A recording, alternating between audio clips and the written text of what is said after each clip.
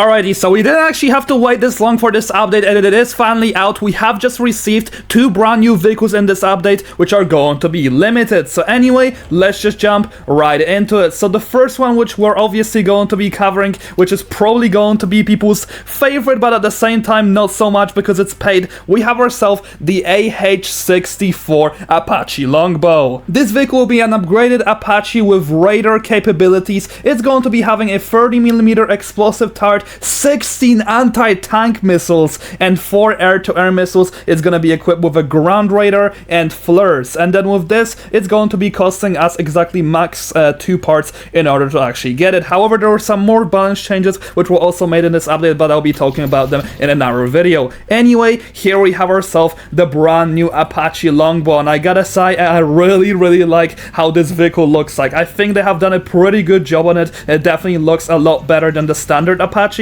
and honestly, having 16 missiles for ground seems like way too much. But basically, the way in which the radar is actually going to be working is if we press M twice, it basically highlights every single vehicle that we have in red. So you guys will pretty much know where your enemy is going to be at all times. With this vehicle also has insanely quick lock-on, pretty much some of the most powerful lock-on in the game from what it looks like, because it takes you exactly 1 second and you can start shooting at the enemy straight away, and you can really start spamming them with missiles because these things are actually pretty powerful in numbers, and this is why this vehicle is incredibly powerful. Anyway, as you guys can also see, no matter where I am, it is highlighted in red or where the enemy pretty much is, and I think this is a very cool feature because it's really going to be telling us a lot about what the enemy is doing. Anyway, this vehicle is going to be costing you exactly 1,300 Robux, pretty much like always. But yeah, the next vehicle which was added in this update is actually going to be the Growler, and this is going to be a lot more interesting of a vehicle because it's going to be free to play. So this is going to be a US Navy fighter jet with electronic warfare. It's going to have 2 air lock-on missiles and 2 ground lock-on missiles. Pretty realistic. It doesn't have a cannon in real life, so it doesn't have it in game. However, it has flares, ejection seats, and lock-on jamming, and this is the main feature that we're actually going to be focusing on. But before we do so, let me quickly show you guys what this vehicle is going to be capable of. Its speed is going to be 280 and health is going to be 750.